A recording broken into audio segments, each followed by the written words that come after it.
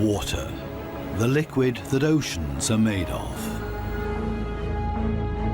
And it fills endless depths. Only few will venture out into the endless open ocean of this vast underwater world. Most of the ocean inhabitants live in the city, as it were, like human societies.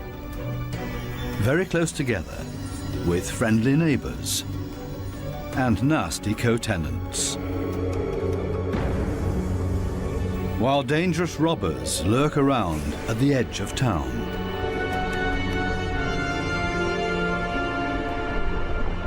To assert yourself here, you have to be equipped with all kinds of tricks and clever strategies, or lie and cheat. Coral reefs are the largest structures in the world. They're giant submerged metropolises.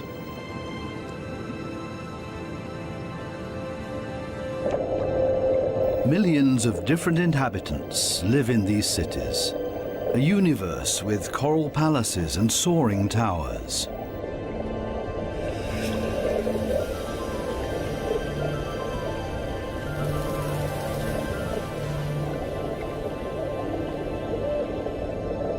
Every neighborhood has a chief. The entire street belongs to this guy. No trespassing, okay? A typical large city with all the noise and ruckus.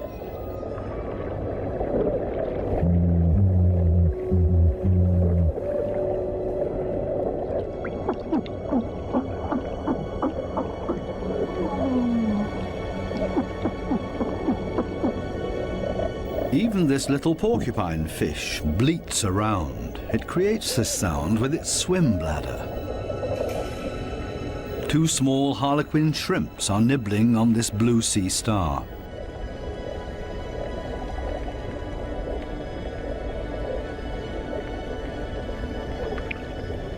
If someone else shows up, he will catch hell.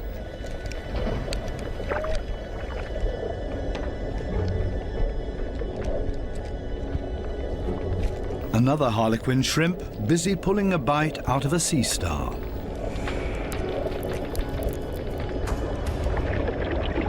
Moray eels in disagreement.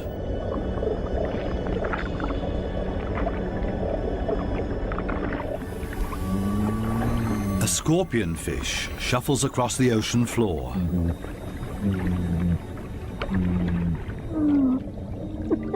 Everything and everybody makes a lot of noise.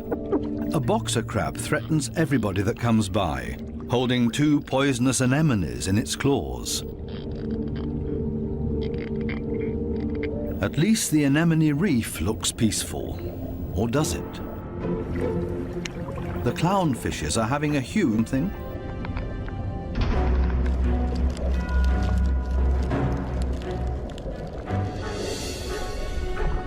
It's a ray that's getting away. A dispute amongst the members of the cichlid family. Who is stronger, and especially who is louder?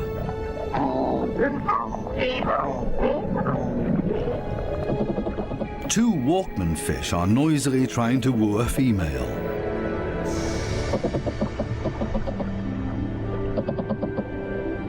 Big city noise everywhere, especially when a large structure is being torn down. Everybody lives in their own way in this noisy metropolis. Some hover above it all, but others are more down to earth and literally live in the coral sand. These goatfishes, for example, they plow through the ocean floor and catch smaller animals between their teeth. They use their barbels like a dowser. With them, they can detect even the weakest electric fields that point them towards small prey.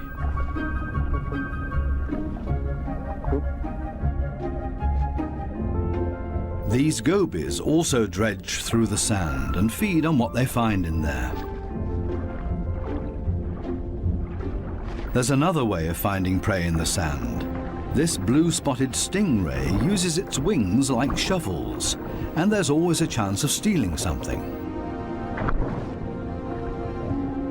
While one works, others just stand by and feed on what's left over, maybe a piece of crab or a mussel. You have to be very familiar with this area to find the best morsels.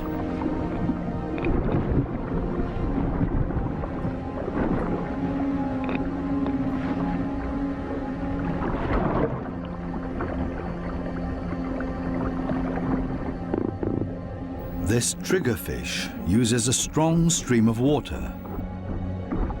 The fish blows away the sand to unearth whatever is hidden inside it. Others are quick to steal whatever they can.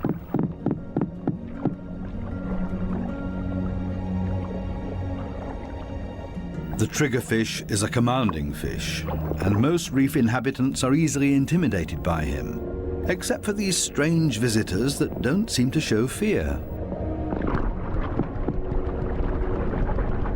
In any case, it's best to cover them up with sand.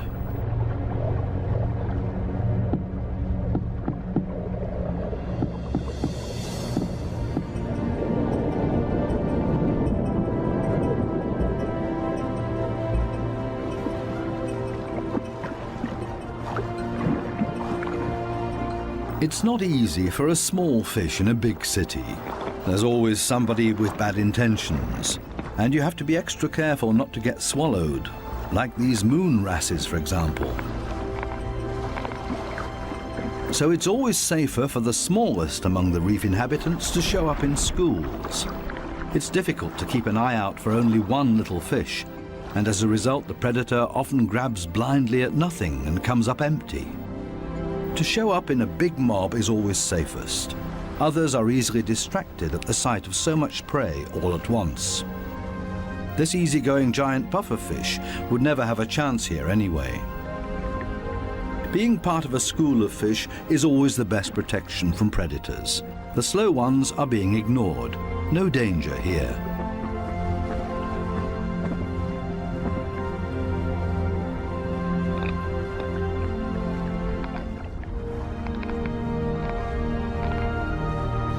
The school distributes the danger. If there are 1,000 fishes, any of them can be the target, and 999 are going to be just fine.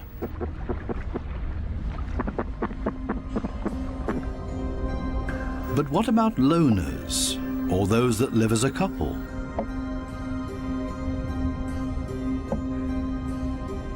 Seahorses, for example, camouflage themselves to look like the coral branches they're holding on to.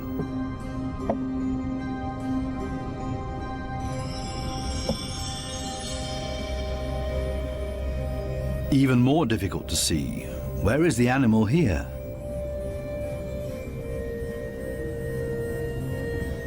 Only the eye betrays this trumpet fish's camouflage.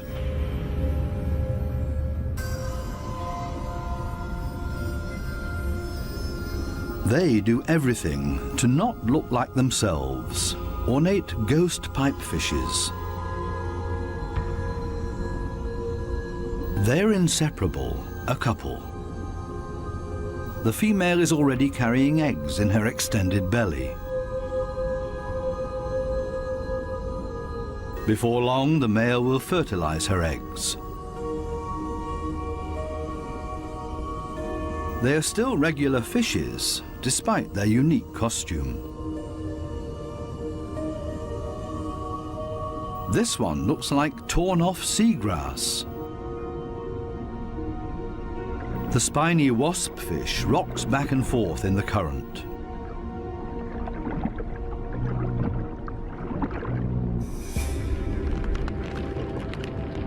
Not a monster, but ingenious camouflage. A spider crab that's decorated its head with a sponge. This will deter any predator.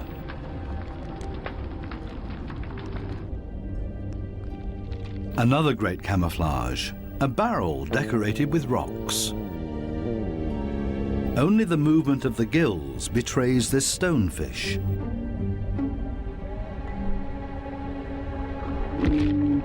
Even a smack with a fin doesn't bother him. The fish knows it will not hurt him. It only shoves him a little further to the side.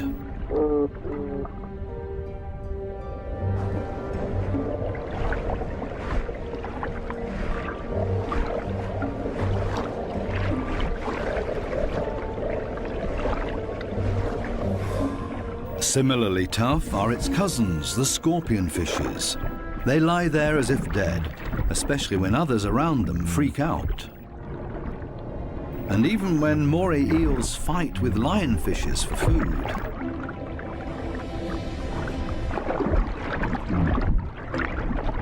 The scorpion fish lies in wait for its chance, and then immediately becomes completely motionless again.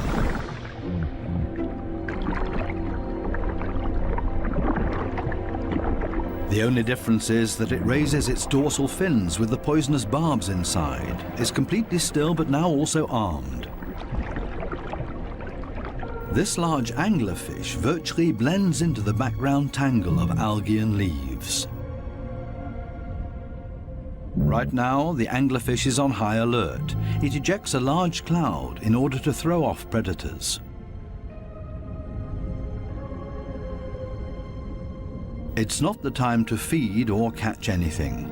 Its angling rod is lying flat on the fish's back. The white tip at the end of the rod is used to lure prey. The anglerfish feels threatened by something. Finally, it gives up its camouflage and moves further over, using its fins to float. As soon as the fish retracts the fins, it sinks to the ocean floor. Anglerfishes come in all kinds of shapes and sizes. Their trick is ingenious, using the angling rod as a lure. And every curious little fish becomes dinner. Many animals, including ocean inhabitants, communicate with a mixture of sounds and behavior. Everybody has to look out for their own survival in this metropolis of ocean inhabitants. But it seems maybe not quite everybody does it by themselves. The partner goby has come to an agreement with two pistol shrimps. The goby keeps an eye on things while the shrimps keep maintaining their hole. Larger rocks at the entrance are ideal for securing it.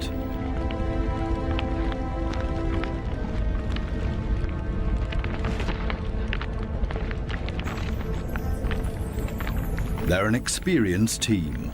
The shrimps keep in constant contact with the goby and even massage the fish's belly. The goby will get nervous without these gestures from the shrimps.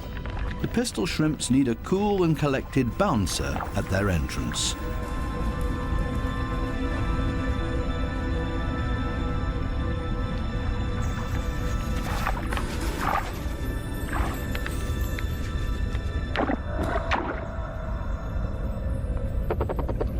Teamwork.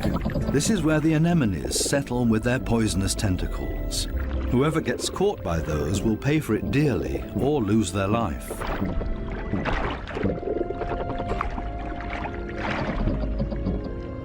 No wonder that there is virtually no one who likes to settle here.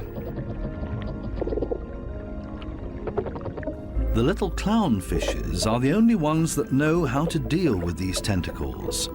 They cover themselves with the slime of the anemone's tentacles and are protected from the poison. The clowns are safe in here, and in return will protect their anemone as well as they can. This seems like a sensible deal.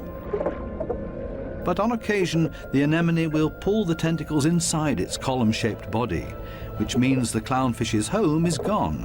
When this happens, they panic and look for another anemone that they can hide in for the time being. Unfortunately, this one is already occupied, and the next one as well, and this means having to fight its current owner. There's much to lose for the clowns. Without the anemone, they can't procreate. The clownfishes attach their eggs to the bottom of the column-shaped foot of their anemone, hidden behind the poisonous tentacles.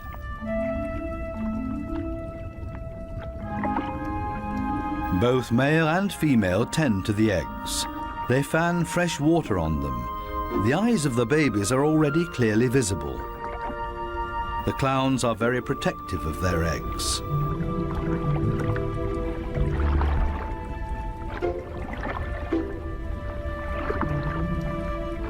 It takes the two of them to protect their offspring, and only in conjunction with the anemone. Everybody in the reef has to take special care of their young. If they don't, it means their species will simply die out. So it's not surprising that everybody gives it their best effort.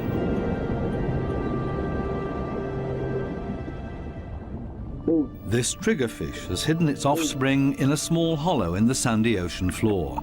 And this means having to constantly protect this open egg site. On occasion, they blow and fan the eggs, but mostly they keep an eye out for predators. This means grave danger. One of the sea urchins is wandering straight towards the nest. The eggs have to be protected at all cost, but how? The triggerfish seems to consider the alternatives.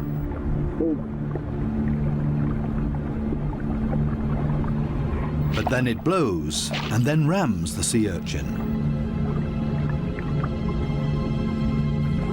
Again and again until it breaks, the sea urchin's guts spill out into the open. A few more hits for good measure. The danger has been averted. Everything else is easy.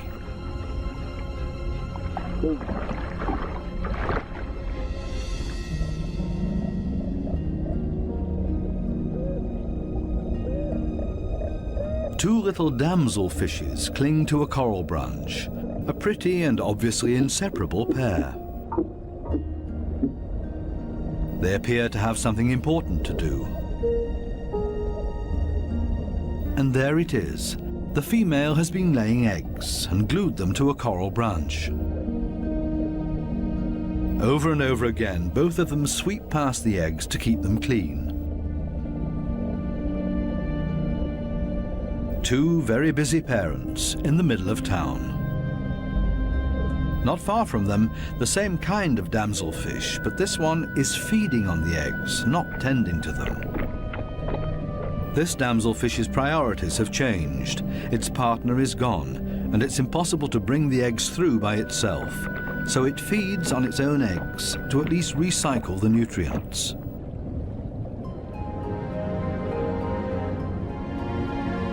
There are many different strategies to give one's offspring a good start.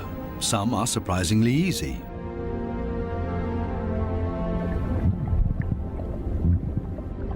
The mass mating of the black sea breams.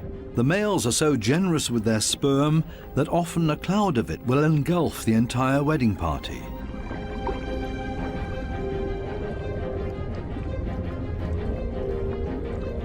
Countless couples and constantly in motion. A predator would have a hard time to find its bearings in this schooling behavior.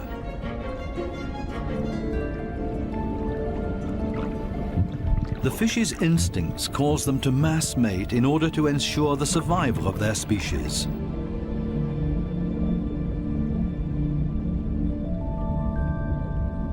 Cardinal fishes have their own clever means of child protection.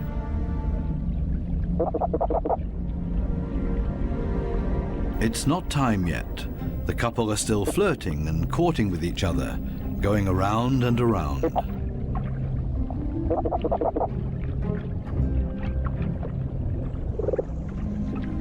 We'll leave them to it and take a detour to a couple not quite as gentle with each other. Monkfishes live in groups, and their nests are very close to one another. As a result, all the fishes are alerted to a predator nearing their nests.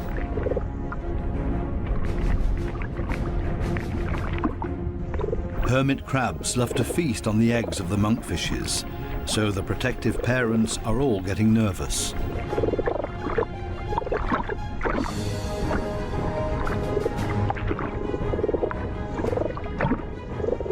The hermit crab is still far enough away and currently busy with something else. The hermit crab's best defense is its house that it carries around for protection. The patience of the monkfishes is wearing thin.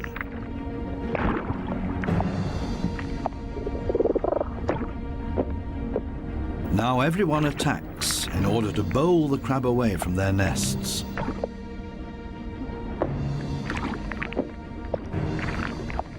They're clearly telling this hermit crab to take a hike, but they should have stayed with their offspring because there's new danger approaching.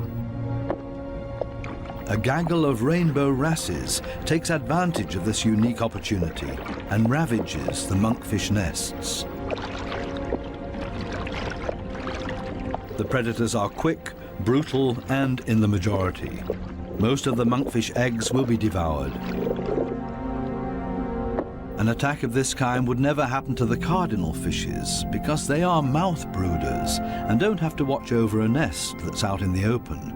The males carry the eggs in their mouths, up to 20,000 of them.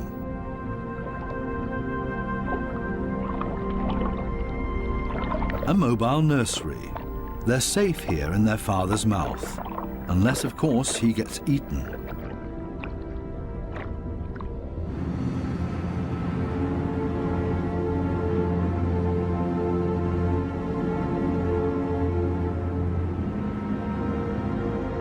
During the night, when it's dark, the danger is greatest.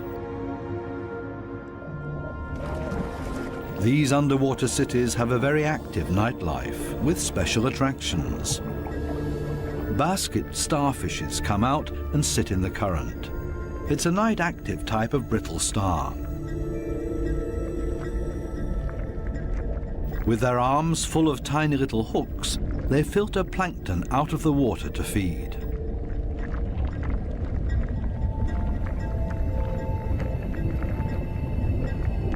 A very elegant feather star. It's on the move to find a better spot to filter plankton.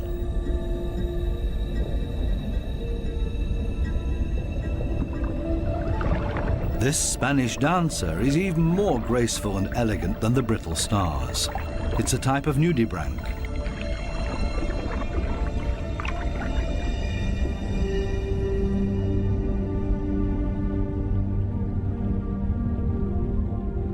The giant pufferfish is relaxed and spends the night dozing off on the sandy bottom. Others prefer the safety of their quiet bedroom, a surgeonfish. Everybody settles in for the night as comfortably as possible. The parrotfish tucks itself away in its mucus cocoon for protection against predators. Everybody's sleeping arrangements are different. The poor triggerfish has to stand guard by its nest all night long. There's no time to rest.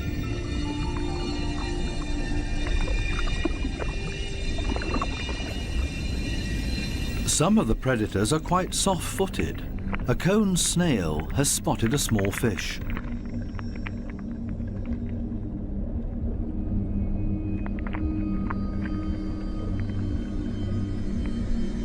The snail is fast, and the prey disappears in the blink of an eye.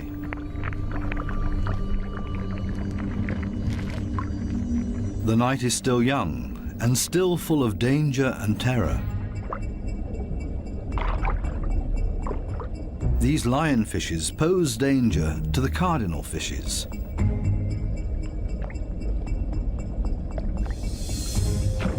Lionfishes suck in their prey.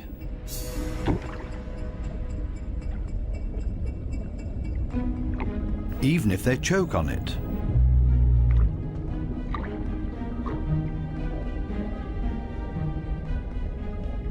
They're hanging around waiting for their chance.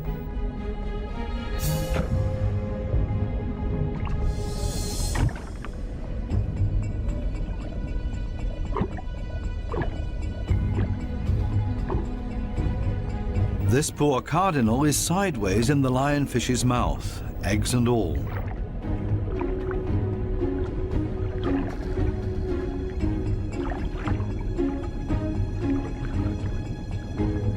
Lionfishes aren't the most elegant predators, with all their attachments and frayed fins. But this is all part of their camouflage. They're harder to see and blend into the background. Outside the reef, the lionfishes hunt as a school. They drive their prey towards one another with their fanned-out fins.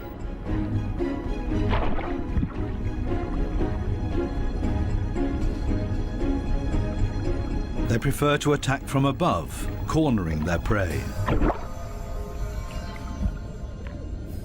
This is not a different location, just different light. These special blue lights totally change the appearance of the reef.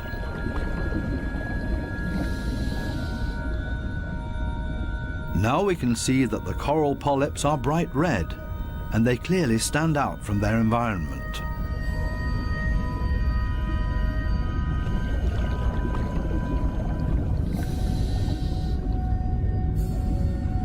A new and fascinating perspective on the communication of many ocean inhabitants.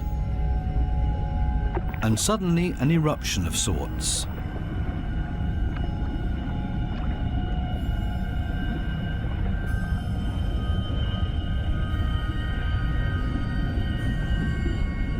It looks like smoke, but in reality it's a type of reproduction. A carpet anemone is ejecting its sperm.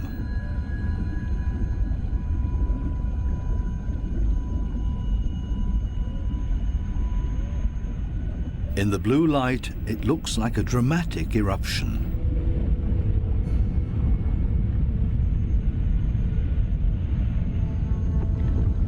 A hermit crab as a magic lantern.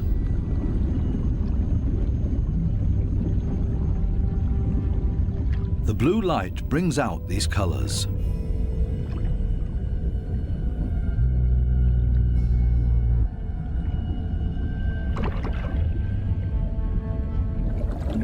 An entire group of lionfishes on a food foray.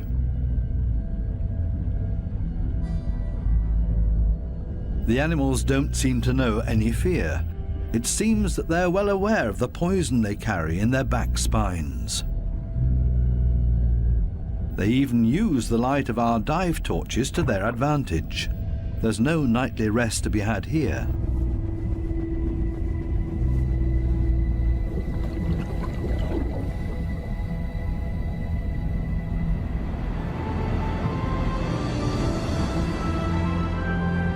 With the first daylight, new life comes into the reef city.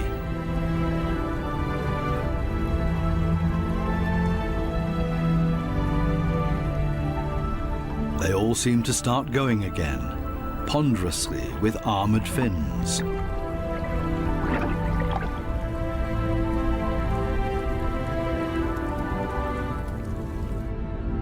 As pedestrians, and as light and quiet as possible.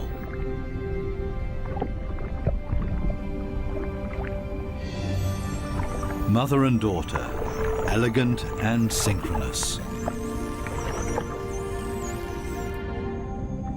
Some have to hustle along on 10 legs. This spider crab runs straight into a brittle star gathering. A giant smash-up in the early morning. Wildly flopping around, everybody tries to get away.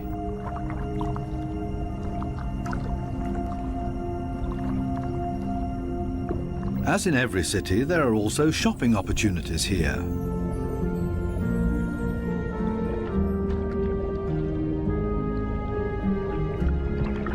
This moray eel knows her shops well. She rushes to her favorite store every morning. The same with this blue-spotted ray. But they haven't opened yet. It leans on one fin as if to say, it's waiting.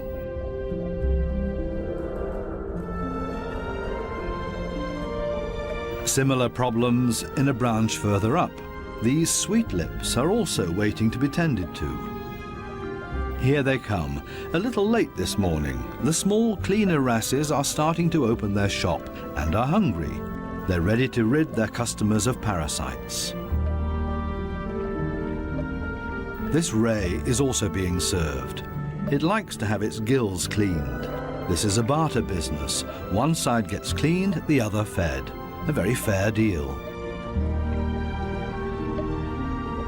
Clownfishes seem to be excluded from this business because they can't leave their anemone. In their case, the cleaner fishes make house calls.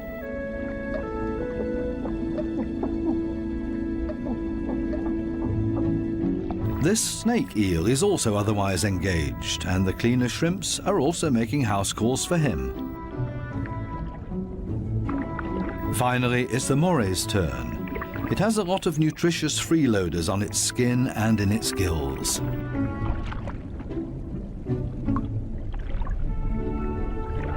All of a sudden, the cleaners leave.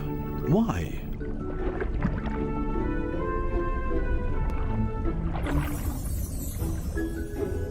This Titan triggerfish is no better off. The treatment has stopped before he was finished. The cleaner fishes have new customers, clients that have never come to see them before, and they're now being preferred over old customers. The point is that these new clients will like the service here so much that they will come back again. The regular customers have to be patient and wait until the new clients are finished. Cleaner fishes operate solely according to economic rules. This guy has also come for the first time and quite enjoys their service.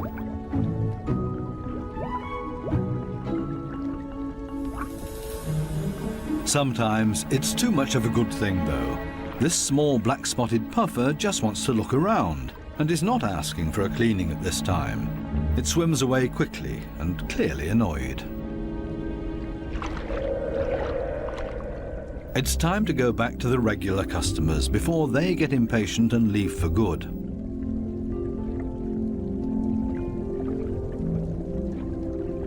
Digging deep where the gills are dirtiest.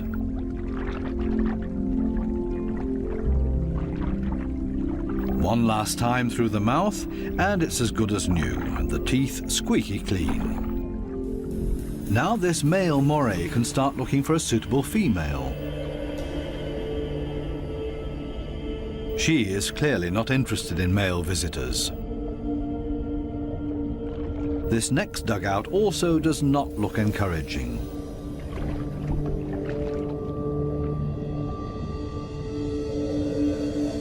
These two have already found each other. A strange pair with a triggerfish as roommate. They seem to get along just fine. It's difficult to cut in as a stranger.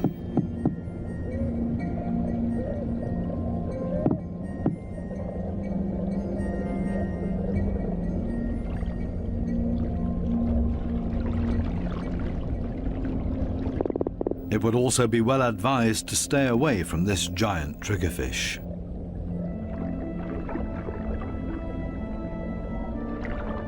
This, on the other hand, might be a different situation. It's important to be patient.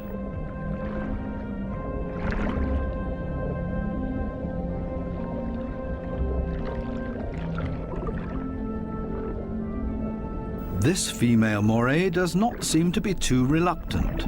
She's showing her teeth, which is not a sign of aggression, quite the opposite.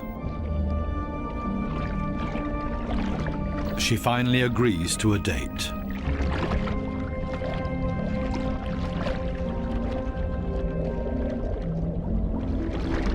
The two of them are getting to know each other.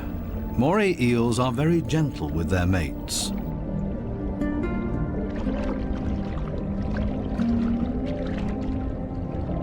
And they can't get to. Together, they're a strong team. A grouper that's trying to convince this moray to hunt with him. The grouper signals this to the moray by rocking back and forth and shaking for all it's worth. All for nothing. This moray doesn't understand and stays in its cave.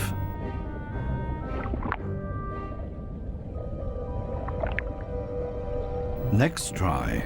Maybe the moray will react this time and swim with him. Again, no luck.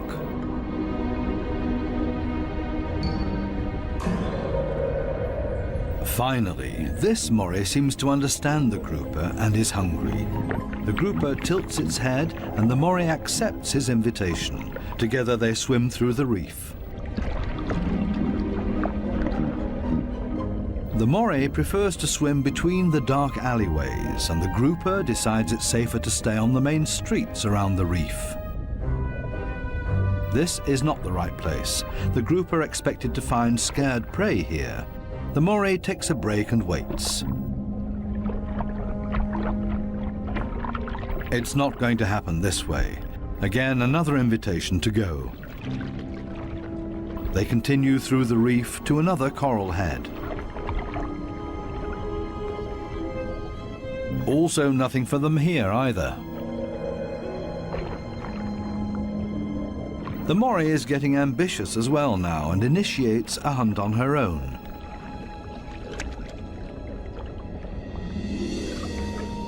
She might be better at finding hunting spots. They're successful in this next coral head, and then everything happens very quickly. The fishes are panicked, and both hunters are able to profit from that.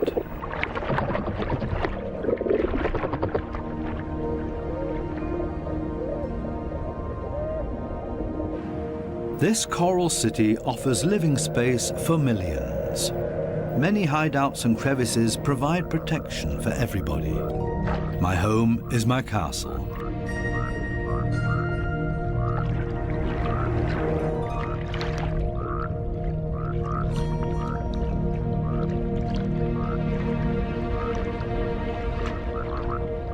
While some escape between sharp corals, others curl up in a ball.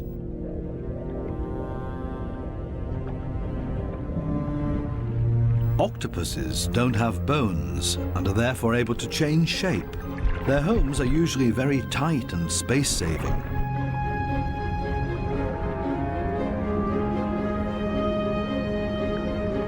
They like to live a bit further apart from their neighbors because they're not necessarily always friends with one another.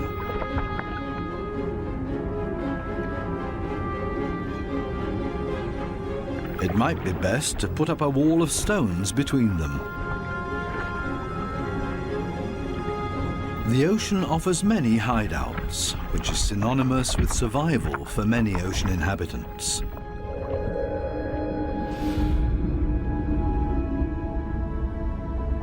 There can also be hideouts that nature never intended to be there. Such as this giant wreck, 240 feet deep.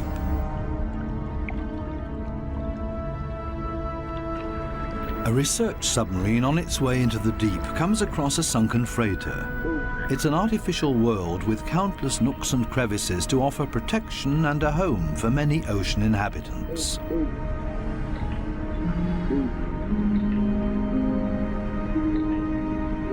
The wreck has long been overgrown with all kinds of sea life. The side of the hull has become a living wall made of corals and sponges.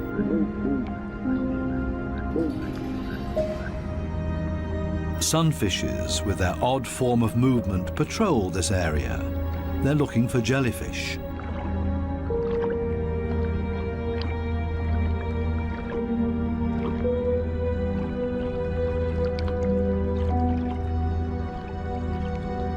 In steerage, where the current is strongest, filter feeders have found a new home, such as these sea fan corals.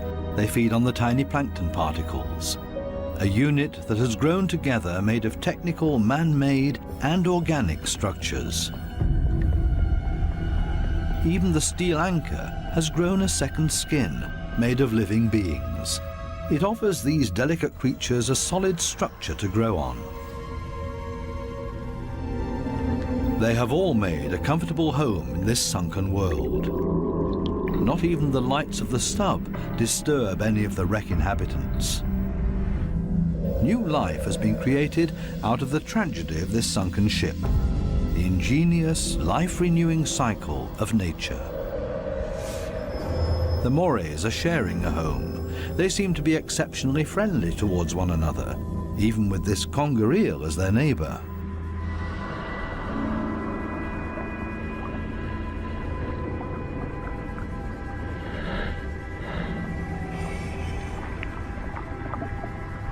Even the octopus remains unharmed by the morays.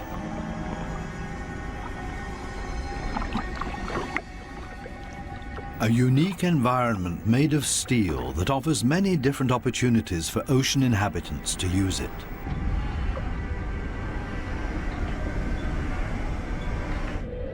Even this fishing net offers a conger eel a place to hide.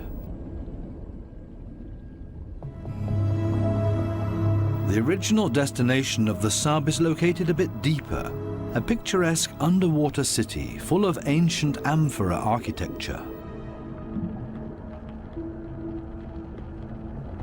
An antique merchant vessel sank here. Only the clay containers, once filled with Greek wine, are still visible.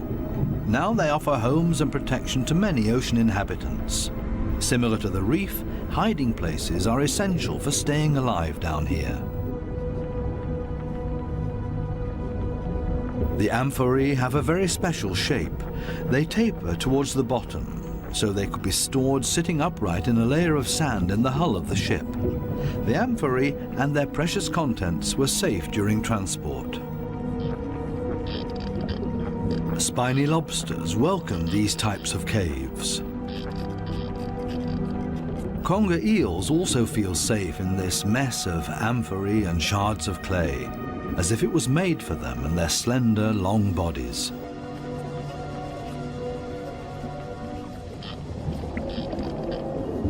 The city of amphorae on the ocean floor provides countless opportunities to observe, disappear, and be unseen.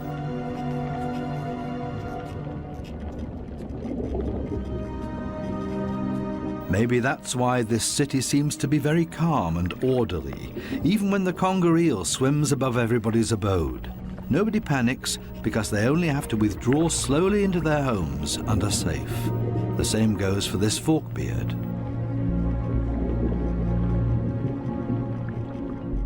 The conger eel's only chance to make prey down here is to hide himself and ambush somebody.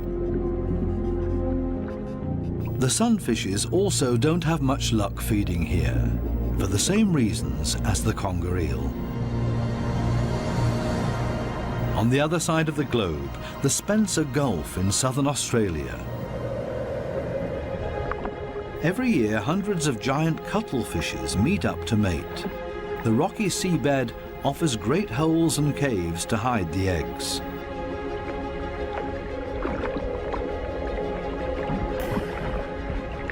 The females are smaller than the males and seem to be a bit shy, keeping their arms tucked tightly together.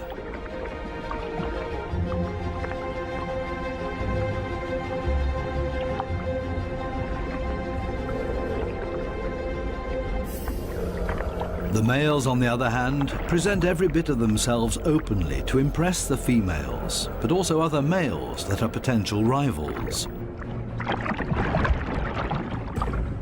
When the going gets tough, it's always a good idea to hide behind the safety of a cloud of ink.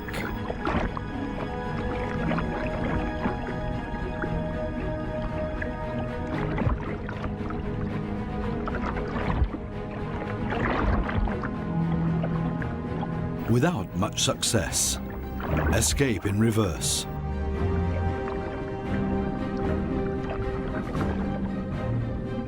Only the strongest of them have a chance with the females. He's a winner and courts his female by changing his color to interesting stripes. She has agreed to mate with him, and they hug tightly. He deposits his sperm package into her mantle opening. Immediately afterwards, she withdraws into one of the caves on the ocean floor in order to avoid courtship from other males. A clear signal. The male is protecting his female from other rivals.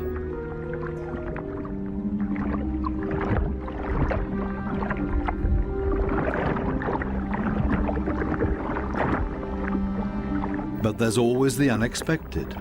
A so-called sneaker male tries to cut in. This male is much smaller and pretends to be another female by acting like one, very demure and shy.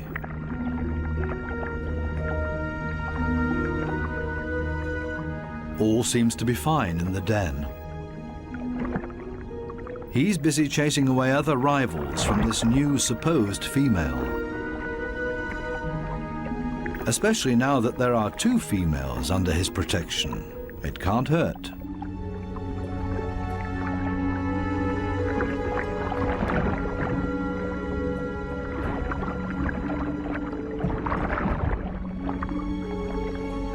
The two supposed females on the bottom below him are getting closer to each other, the sneaker male and the female. They mate in secret, under the protection of the strong male. As soon as the sneaker male is found out, it gets dangerous for him, but he has achieved what he came for and mated with this female. The beatings are nothing compared to the glory of his success. Intelligent strategies and tricks are essential for survival underwater and part of everyday life. A final dive into the magical world of sharks. This spot on a sandbank close to the Bahama Islands has great attraction for these lemon sharks. They come here by the hundreds, and nobody exactly knows why.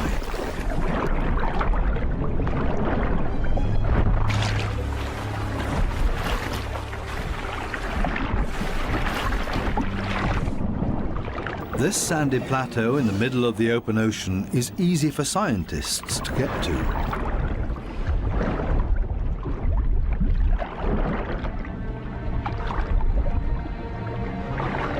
This experiment will show how sharks react to their own reflection.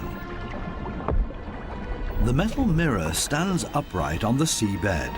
The animals that swim towards it will see their own reflection coming closer. How will these lemon sharks react? Now the researchers have to have strong nerves. Things stay surprisingly calm. The foreign object is almost ignored, as if it had been there forever. The sharks either swim past it or underneath it.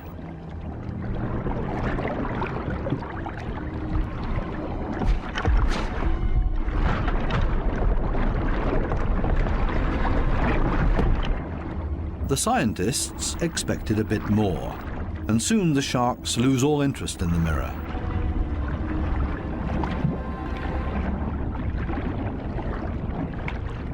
Some sharks even calmly drop to the seabed to rest.